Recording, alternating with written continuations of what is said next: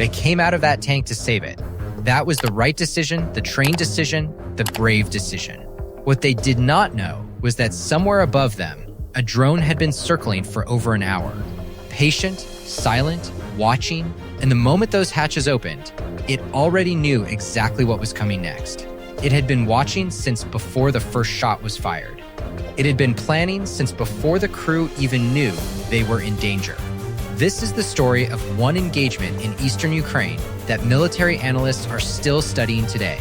Not because of the size of the explosion, not because of the number of vehicles lost, but because of what it proved, that one of the most expensive battlefield protection systems in the world had a blind spot that nobody had fully addressed. And the Ukrainians had already found it, tested it, and were ready to use it on this exact afternoon.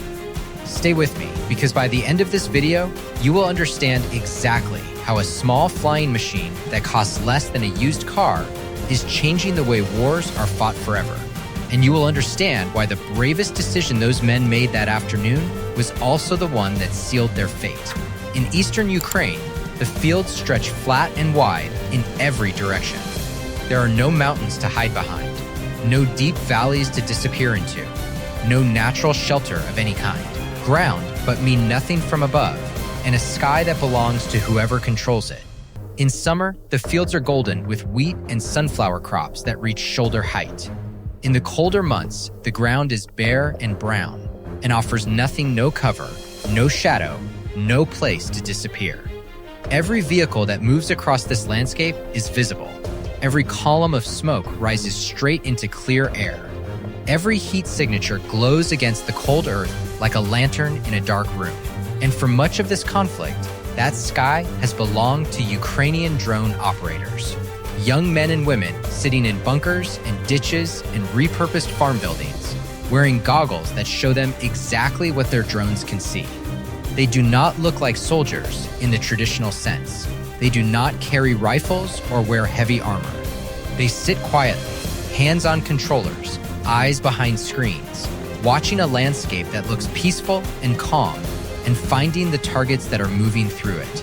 The FPV drone, which stands for first-person view, is not a complicated machine.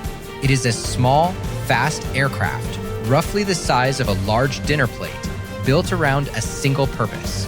The operator puts on a pair of goggles, and whatever the drone's camera sees, the operator sees. He flies it the way a racing pilot would, skimming low across open ground, banking hard around tree lines, moving at speeds that make it almost impossible to track with the naked eye. When he reaches his target, he guides it in with calm, precise movements. There is no drama in the way these operators work. There is only focus. The entire system, from the drone frame itself to the small warhead it carries, costs somewhere between $400 and $800 to build and field. The Russian T-72 tank it is sent to destroy costs between $1 and $3 million to manufacture, transport, fuel, maintain, and crew. That gap, that enormous, almost unbelievable gap between what the weapon costs and what it destroys, is the reason this drone has changed everything about how this war is being fought.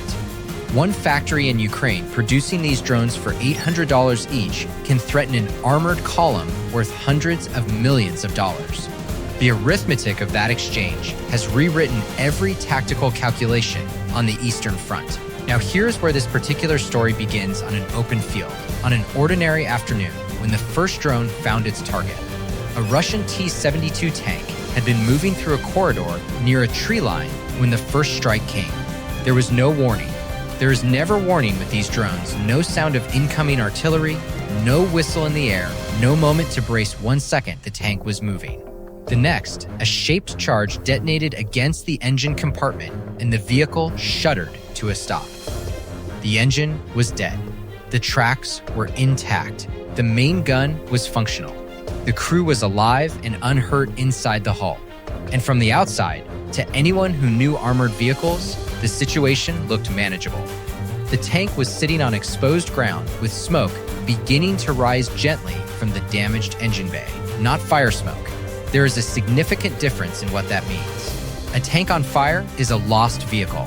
A tank with a damaged engine and rising smoke is a recoverable asset, and in military terms, that distinction matters enormously.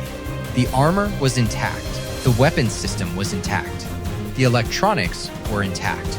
This was not a destroyed tank. This was a disabled tank. And there is a procedure for exactly this situation that every crew in every armored force in the world knows by heart. In Russian military doctrine, you do not leave a recoverable tank on the battlefield. This is not pride or stubbornness, it is cold strategic logic. A working fire control system left on an open field becomes your enemy's intelligence program.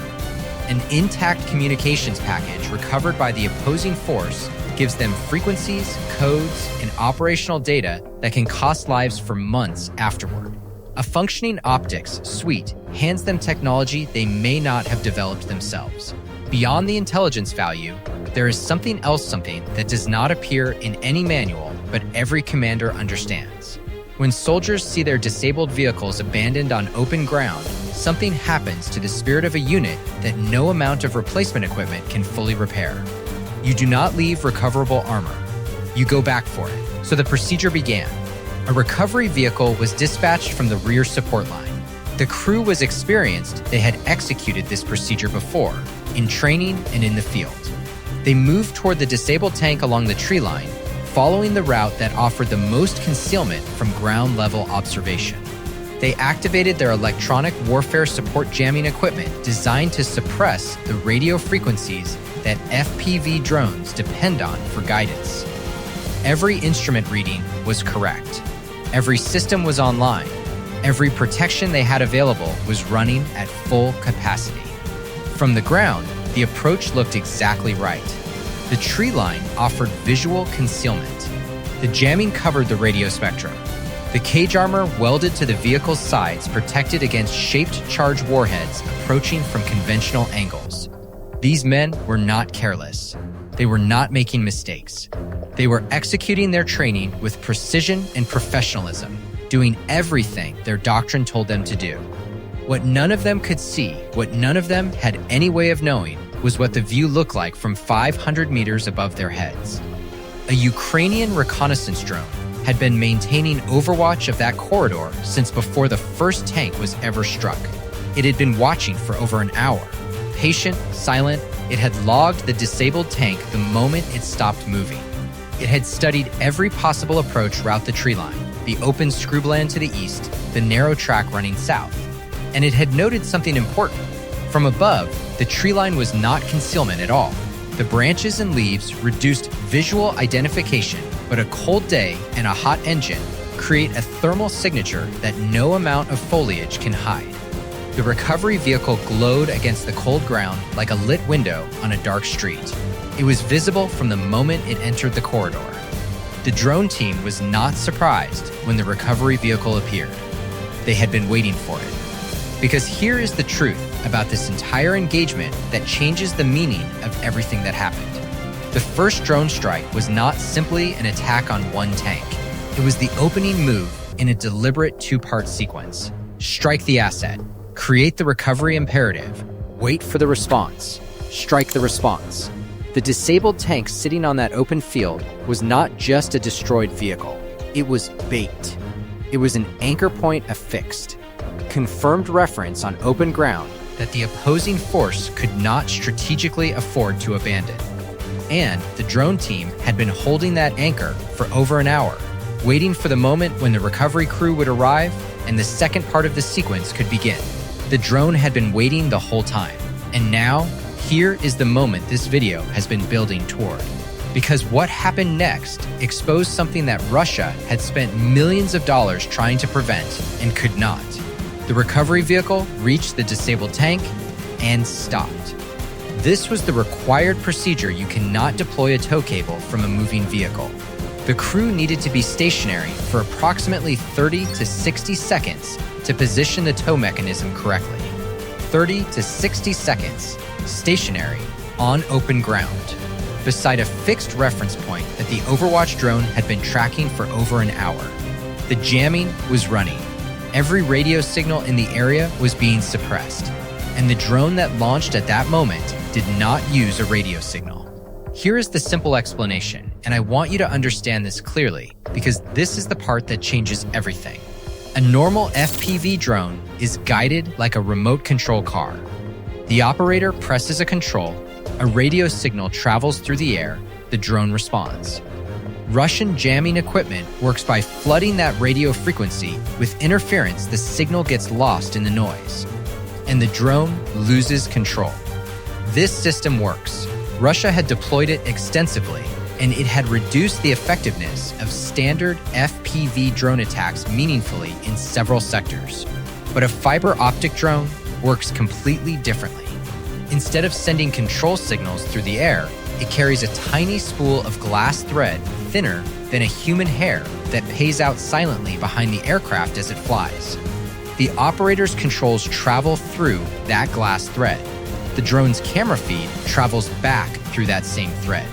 Nothing passes through the air. No radio frequency is transmitted. No electromagnetic signal exists to intercept or suppress. The jamming equipment designed to protect that recovery vehicle was searching for radio signals to block, and there were none. The drone it could not stop was already in the air, the glass thread paying out quietly behind it, the operator's camera showing the stationary recovery vehicle in sharp, clear detail. 7 seconds from launch to impact. The thread paid out without interruption. The operator's view was stable and clear. The recovery vehicle sat perfectly still beside the disabled tank, 2 confirmed targets on open ground, one of them motionless, both of them visible. The drone approached from above and to the rear, using the angle that the cage armor on the vehicle's sides was never designed to cover. The engine compartment was struck. The hydraulic tow system was destroyed in the same impact. The recovery vehicle was now immobile, sitting just meters from the tank it had traveled across open ground to rescue. 2 armored vehicles, 1 open field, 1 drone team that had not changed position once during the entire engagement. The jamming was still running. Every frequency still suppressed. Every instrument in the electronic warfare system still reading green and correct. The equipment had performed exactly as promised, and it had made absolutely no difference at all to a drone that had never used the frequencies it was suppressing.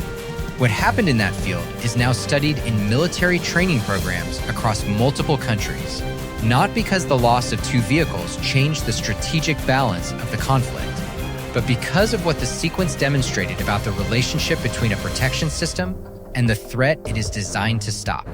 Russia's electronic warfare investment had been built around a specific model of how FPV drones work, and that model was already being superseded when the equipment was deployed. The threat had evolved. The protection had not yet caught up. And in that gap, on that afternoon, 2 vehicles and their crews paid the price. Russia has adapted since. Cage armor configurations have been modified to extend coverage toward the upper hull. Movement patterns have shifted toward nighttime operations to reduce thermal detection windows. Electronic warfare architectures are being restructured to address guidance systems beyond radio frequency. Ukraine has responded to those adaptations with new ones of its own. The cycle of move and countermove continues across every active sector of the front, and it shows no sign of reaching any stable equilibrium. Every protection generates a new targeting approach. Every new drone variant generates a new protection response. The battlefield is not a fixed puzzle with a permanent solution. It is a conversation conducted in metal and fire, and both sides are constantly speaking. But underneath the technical analysis, beneath the discussion of fiber optic threads and jamming frequencies and cage armor geometry, there is something in this story that has nothing to do with equipment. The recovery crew made every correct decision available to them. The route they chose was exactly right. The electronic protection they carried was the best their force could provide. The armor on their vehicle met every specification their doctrine required. They were professional soldiers executing a legitimate and necessary mission with the tools and training they had been given. What they could not know, what no amount of individual skill or courage could have compensated for, was that the systems surrounding them had been designed for the previous version of the threat, not the current one, not the glass thread paying out silently from a drone that had been watching their corridor for over an hour before they ever started moving. They came out of that tank to save it. That was the right thing to do, the brave thing to do, the trained thing to do. And the drone had been waiting the whole time, not because of anything those men did wrong, but because the team watching from above had understood something about the nature of this battlefield that the protection architecture around those men had not yet fully absorbed. That is how warfare changes. Not with a dramatic announcement, not with a weapon so powerful that it announces its own arrival, but with a quiet adjustment, a spool of glass thread, a guidance signal that travels through light instead of air, and the slow, expensive human discovery of what that adjustment means when it meets a system that was never designed to see it. The lesson here reaches beyond any battlefield. In any system, military, professional, personal, the most dangerous moment arrives not when the protection fails, but when the protection works perfectly and the threat has already changed into something the protection was never built to address. The crew trusted their equipment. Their equipment did everything it promised. What it could not do was account for something that had never been part of its design. They came out to save their tank. The drone had been waiting the whole time, and somewhere on a quiet field in eastern Ukraine, that afternoon still matters not for what was lost, but for what it quietly, permanently changed. If this kind of clear, honest storytelling about how the modern world is really changing is what you come here for, subscribe and turn on notifications. There is much more coming. And the next story is one you will not want to miss.